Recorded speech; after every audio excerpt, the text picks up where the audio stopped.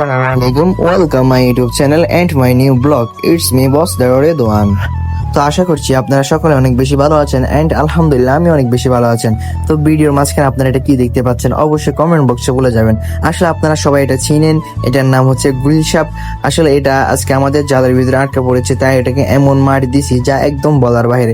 মারতে মারতে মারতে মারতে মারতে মারতে ওর অবস্থা একদম আমি খারাপ করে ফেলেছি, একদম মুখ দিয়ে রক্ত বের করে ফেলেছি।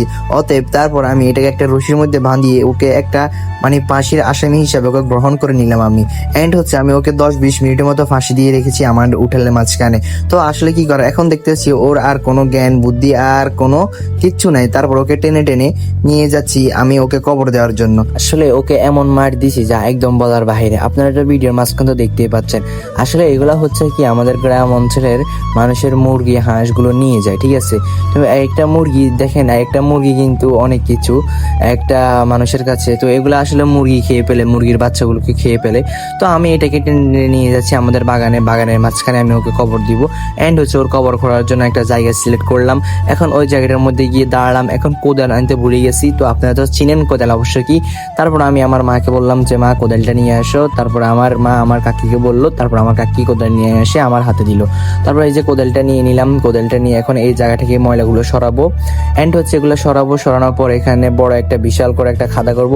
তো আমি অবশ্যই এখানে আমি আমার গোলটাকে শোয়ানোর জন্য বা গোলটাকে কতটুক জায়গা লাগবে ওকে ইয়ে করার জন্য, তাই ওই মাপটা নিয়ে আমি এখন কোদাল দিয়ে মাটিগুলো খুবই সুন্দরভাবে খুবই নিখুঁতভাবে মাটিগুলো কোবাইতেছি। তো আর কি আপনারা আসলে এখান থেকে দেখতেই থাকুন।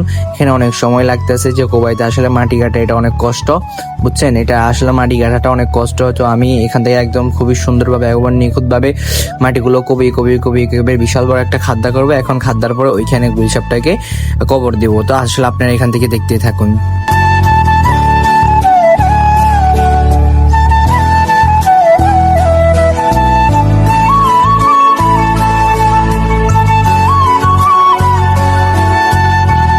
দেখুন দেখতে দেখতে আমরা অবসর কবরটা একদম ভালো করে নিখুঁতভাবে খুঁড়ে ফেলেছি। এখন কবরটার ভিতরে আমাদের গুলশাপটাকে রাখবো।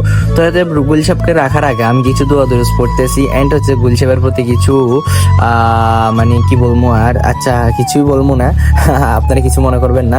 আমি আমার নিজের দুঃখটুকু প্রকাশ করছি। আমি গুলশাপের কাছে ওর কাছে ভালো মতো ক্ষমা চেয়ে নিচ্ছি যে মাপসাপ করে দিচ্ছি রে ভাই, তোকে অনেক মার দোলাই করছি। এন্ড হচ্ছে তোকে গলার মধ্যে পাশে দিয়ে আবার 10-20 মিনিটের মধ্যে আমাদের উঠালে মাঝখানে রেখে দিলাম। তুই ভাই মাপসাপ করে দিস, তোকে আল্লাহর কাছে দিয়ে দিচ্ছি। তো আমাদের তাইবা আসছে দেখার জন্য, আমাদের মিনি আসছে দেখার জন্য আমি গুইসাপটাকে কি করি। তো আসলে গুইসাপটাকের জন্য এখন বিশাল বড় একটা কবর করেছি যা একদম বলা পারে। এই কবরের ভিতরে অনেকটাই রাখা যাবে। আচ্ছা সমস্যা নেই, গুইসাপটাকে অবশ্যই আমরা কবর দিয়ে ফেললাম। তো ওই ভিডিওগুলো দেখে নিয়েছি কিভাবে দিছি। আসলে দিতে অনেক কষ্ট হয়েছে, তো কয়েকবার ভাবে বা আবার করা লাগছে বা ওর জায়গা হয়নি, তো ওই কারণে আর দেখাইনি ভিডিওর মাঝখানে। তো আমি এখান থেকে কবর দিয়ে দিচ্ছি সুন্দর করে। তো আমি চারদিকের মাটিগুলোকে খুব ভালোভাবে খুব নিখুঁতভাবে আস্তে আস্তে টেনে টেনে আনি মাঝখানে আনলাম। আনি একদম মানুষের কবর মতো ওর কবরটাকে একদম সেম টু সেম করে দিলাম। প্রথমে তো আগে পাড়াইতে হয়, ভালো মতো ছড়তে হয়, না হয় এগুলার আড্ডি, কারণ আপনারা অবশ্যই জানেন যে গুইসাপের আড্ডি বা এগুলা মরে পচে গেলে বিশ্রী একটা দুর্গন্ধ সৃষ্টি হয়। তো এটা হচ্ছে পরিবেশ দূষণ হয়। তো ওই কারণে আমি একদম ভালোভাবে মাটিগুলোকে একদম পা দিয়ে চাপা দিচ্ছি আর কি, যেন কোনো জায়গায় যেন পাক যেন না থাকে। কারণ পাক থাকলে এটা ভিতরে মারা যাবে, তারপর এটা পচে যাবে, তো ওই কেন গন্ধ ছুটবে। তো অবশেষে কবর দেওয়া শেষ। আশা করি আপনারা সবাই বুঝতে পারছেন। আর আমার আজকের এই ব্লগটা কেমন হয়েছে অবশ্যই কমেন্ট বক্সে জানাবেন। আল্লাহ হাফেজ।